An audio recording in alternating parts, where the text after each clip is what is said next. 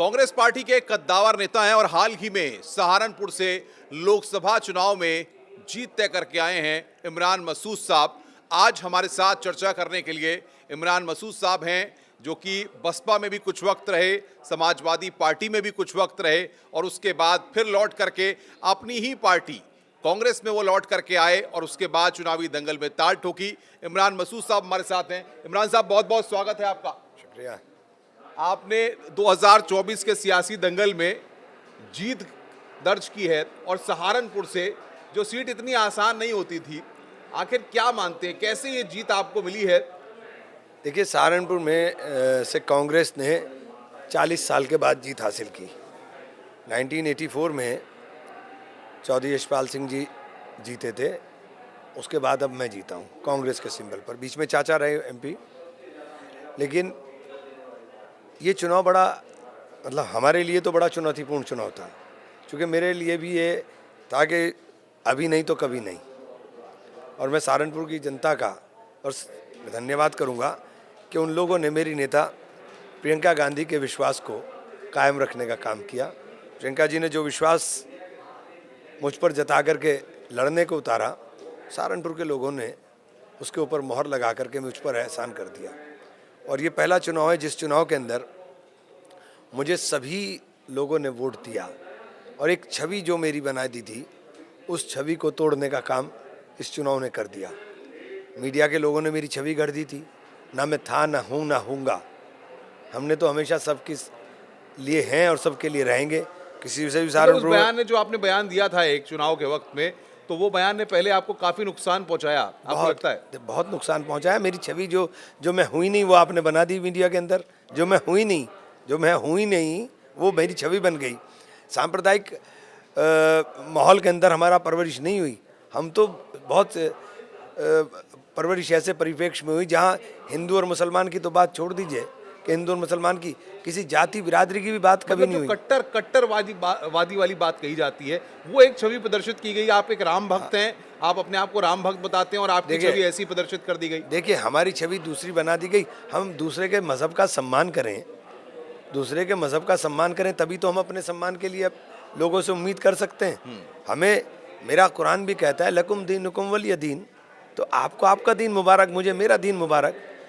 अगर भगवान राम को डॉक्टर अल्लामा इकबाल, उनसे बड़ा स्कॉलर अभी मॉडर्न हाल उसमें नहीं हुआ, इस्लामिक स्कॉलर, उन्होंने कहा कि भगवान राम हिंदुस्तान के लिए उन्होंने लिखा इमाम हिंद। अगर वो इमाम हिंद लिख रहे हैं भगवान राम को, तो उनके लिखने के पीछे क्या कारण रहा होगा, उनके लिखने के पीछे क्या सोच रही होगी। जब तक आप दूसरे के मज़हब का देश के अंदर करोड़ों लोगों की आस्था के प्रतीक राम है, तो क्या मेरे लिए उनकी आस्था का कोई सम्मान के मायने नहीं है? कहते हैं राम भक्त हूं। अरे तो इसमें क्या बात हुई? एक बात तो बताइए मुझे। अगर मैं आपकी आस्था का सम्मान नहीं करूंगा तो किसका सम्मान करूं, बताइए मुझे। मैं देश के अंदर रहता हूं, ये राम का देश है जिसे इमाम हिंद बोला जा रहा है। अगर मैं उनका सम्मान नहीं करूंगा तो मेरा यहाँ देश में रहने का मतलब, मुस्लिम समाज तो मुसलमान होने का, देखिए मुसलमान होना इस मुल्क के अंदर मना है? नहीं, मुसलमान अगर सारे मुसलमान कहेंगे कि हम राम भक्त हैं। अरे मैं कह रहा हूँ कि कुरान कह रहा है, कुरान के अंदर कह रहा है कि मैं आपके मज़हब की इज्जत करूँ, मैं आपके मज़हब का सम्मान करूँ। तो क्यों नहीं करूँगा सम्मान जब मेरा कुरान मुझे कह रहा है? अच्छा, जिस तरीके से आपकी जीत हुई है, आपको लग रहा है कि सहारनपुर में जो जातिगत समीकरण थे, दलित और मुस्लिम, अगर इनके समीकरण को समझा जाए तो ये आपकी जीत में कितने बड़े निर्णायक फैक्टर रहे हैं? देखिए, मेरे चुनाव का जब शुरुआत हुई तो एक पंचायत वहाँ पर हुई और उस पंचायत के अंदर एक नारा लगा था कि ये इमरान का नहीं, राजपूत के स्वाभिमान का चुनाव है। और उन्होंने कहा था रघुकुल रीत सदा चली आई, प्राण जाए पर वचन न जाए। तो राजपूत समाज के लोगों ने ज़ोर से जब नारा लगाया और शोर मचाना शुरू करा, तो उससे सबसे बड़ा फ़ायदा ये हुआ कि पूरे चुनाव के अंदर लोग कोशिश करते रहे कि किसी तरह से सांप्रदायिक लाइन के ऊपर आ जाए। वो चुनाव सांप्रदायिक लाइन पर नहीं आया। उन्होंने मेरे साथ वचन बूथ पर जा कर के निभाया और मैं पूरे 5 साल उन्होंने जो वचन निभाया है उसका एहसान उतारने का काम करूँगा। देश के अंदर संविधान को बदलने की चर्चाएँ हुई और देश के अंदर संविधान बदलने के ऊपर बातें होने लगी, तो आप ये देखिए कि हम लोगों ने वहीं नारा लगा था कि मेरा मान मेरा संविधान। हमारे लिए संविधान एक किताब नहीं है कि इन लोगों की तरह कि इन्होंने कहा कि हम बदल देंगे, हमें 400 सीट दो, हम बदल देंगे। हमारे लिए संविधान एक ग्रंथ है जिसने देश के अंदर रहने वाले शोषितों वंचितों को, जिसने इस देश के अंदर रहने वाले जम्मू कश्मीर से लेकर के कन्याकुमारी तक जो देश की विविधता है उसको एकता के सूत्र के अंदर पिरोने का काम किया हो, जिसने गरीब की और अमीर की खाई को पाटने का काम किया हो, एक सड़क के ऊपर काम करने वाले मजदूर और देश के ऊपर राज करने वाले प्रधानमंत्री को वोट के माध्यम से एक ही अधिकार देने का काम किया हो। उसने जो बराबरी की बात की थी, ये उस बराबरी के बात करने वाले ग्रंथ को बदलने की बात कर रहे थे। हमारी सबसे बड़ी नैतिक जीत है कि मैं आज प्रधानमंत्री जी को देख रहा था कि प्रधानमंत्री जी ने आकर के सबसे पहले संविधान, राहुल जी तो संविधान लेकर दिखा रहे थे ना कि इतना, प्रधानमंत्री जी ने इतना बड़ा संविधान उठा करके नतमस्तक हुए। धन्य है प्रधान जी। क्या लगता है आपको इमरान साहब, जिस तरीके से आपका चुनाव था, हम ये देख रहे हैं कि जो नसीब में होता है वो इंसान को कभी न कभी मिल ही जाता है। आप कई सालों से राजनीति में हैं, बहुत सारी चीज़ें आपने देखी भी हैं, उतार चढ़ाव भी आपने देखे। समाजवादी पार्टी में भी आप गए थे विधानसभा चुनाव के वक्त, वहाँ भी ज़्यादा वक्त आप नहीं रह पाए। उसके बाद बीएसपी में गए, वहाँ भी ज़्यादा आपके साथ तमाम चीज़ें हुई और उसके बाद आपको वापस कांग्रेस पार्टी में आना पड़ा। तो क्या मानते हैं, नसीब कांग्रेस में साथ लिखा था, कांग्रेस से ही सांसद देखिए, मैं जाना ही नहीं चाहता था। मैंने पहले जब गया था तब भी यही कहा था कि मेरे गांव में गांधी परिवार की बेड़ियां हैं, मैं जाना ही नहीं चाहता था। कुछ रास्ते हालात ऐसे हुए, लेकिन अल्लाह का शुक्र है, चलिए पुरानी बातें ख़त्म हो गई, अब मैं बिल्कुल ठीक हूँ। अब आपको लग रहा है कि यहाँ से जो है नई पारी की शुरुआत हो गई? नहीं नहीं, नई पारी नहीं, मेरी तो सारी ज़िंदगी यहीं है, मेरे तो रोम रोम में बसा हुआ है। मैं क्या करूं बताइए। मैं चला भी गया था तभी वहाँ जाके क्या करा था मैंने, वहाँ भी तो इन्हीं की तारीफ़ कर रहा था, इसीलिए मुझे पार्टी से बाहर कर दिया था। इनकी तारीफ़ करने में ही तो पार्टी से बाहर कर दिया था। मैंने बात कह दी थी कि साथ चलिए कांग्रेस के, तो पार्टी से बाहर कर दिया। अच्छा, ये इंडिया गठबंधन जो है जिसको हम लोग लगातार देख रहे हैं, जिसके आप प्रत्याशी सहारनपुर से थे, समाजवादी पार्टी भी उत्तर प्रदेश में इस गठबंधन की कई सीटें जीत करके आई है। आप कैसे देख रहे हैं इस पूरे इंडिया गठबंधन ने जो उत्तर प्रदेश में जो स्कोर हाई किया है? देखिए, राहुल जी ने जो मेहनत की, जी, राहुल जी ने भारत जोड़ो यात्रा के बाद जो माहौल बनाया पूरे देश के अंदर, उस माहौल को सही मायनों में समाजवादी पार्टी ने कैच करने का काम किया। और समाजवादी पार्टी के नेता अखिलेश यादव जी ने कुशल रणनीतिकार बन करके इस तरह से सोशल इंजीनियरिंग की कि बीजेपी को इन्होंने किनारे लगा दिया। इसमें आपकी जीत में समाजवादी पार्टी की कितनी भूमिका है? देखिए, जब सब लोग गठबंधन के लोग लड़ते हैं तो सभी की भूमिका होती है। क्या लग रहा है आपको, जिस तरीके से अब हम देख रहे हैं कि एनडीए ने जो स्कोर लिया है और लगातार इंडिया अलायंस ने जो स्कोर लिया है, ये इंडिया अलायंस का स्कोर इससे कहीं हाई होता अगर बहन जी का पार्ट होती। बहन जी के कारण उत्तर प्रदेश के अंदर 16 सीटें हम हार गए। 16 सीट बहन जी की वजह से आ रहे हैं। अगर बहन जी सही मायने में उस मिशन मूवमेंट को, जो मिशन मूवमेंट बाबा साहेब भीमराव अम्बेडकर ने शोषितों को, वंचितों को, दलितों को अधिकार दिलाने के लिए चलाया था, जिसको साहिब काशीराम ने पोस्ट करके बड़ा किया था, उस मिशन मूवमेंट ने 2007 के अंदर 30% से अधिक वोट हासिल किया था। उस मिशन मूवमेंट को पिछले 15 साल के अंदर तबाह कर दिया।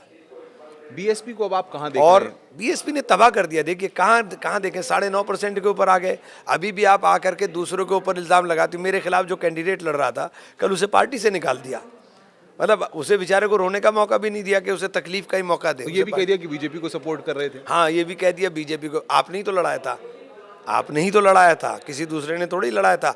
सपोर्ट तो बीजेपी को आप कर रही थी, क्योंकि आपने हर जगह वो कैंडिडेट उतारे जो बीजेपी को फ़ायदा दे सके। जो बीजेपी का फ़ायदा करने वाले कैंडिडेट थे, आपने उस तरह से कैंडिडेट उतार दिए। तो बहुजन समाज पार्टी ने जो बीजेपी की भी टीम बन करके काम किया, बहन जी ने अपने हाथों अपनी पार्टी तबाह कर दी और बहन जी ने अपने हाथों उस पार्टी को ख़त्म कर दिया, उस मिशन मूवमेंट को ख़त्म कर दिया। मैं आपको एक बात उदाहरण देता हूँ जी। दलितों को ये बात समझ में आ गई कि मिशन मूवमेंट खतरे में है। मेरे जो वोट मिला दलितों का, मुझे पढ़े लिखे दलित ने, जो 10वीं पास भी था ना, उसने भी वोट दिया है।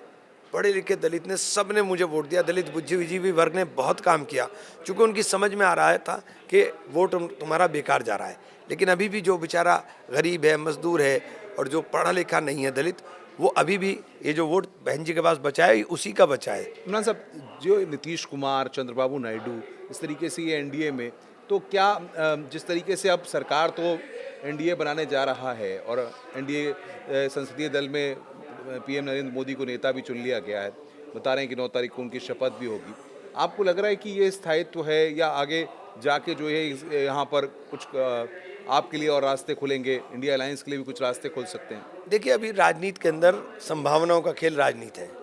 कब क्या संभावना बन जाए कुछ पता नहीं है। अंदर खाने कुछ चल रहा है? नहीं, मुझे नहीं पता, मेरी तो बात ही नहीं हुई किसी से, तो मैं क्या बता दूं।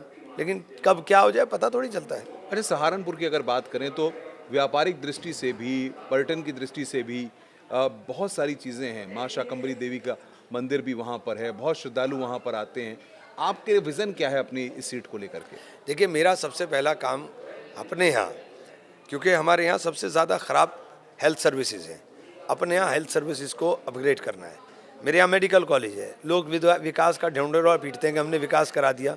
मेडिकल कॉलेज के अंदर ना ऑन्कोलॉजी है, ना नेफ्रोलॉजी है, ना ट्रॉमा सेंटर है, ना कार्डियोलॉजी डिपार्टमेंट है। तो जो मेन डिपार्टमेंट है आपके पास वही नहीं है, तो आप किस बात का मेडिकल कॉलेज बना करके बैठ गए हो?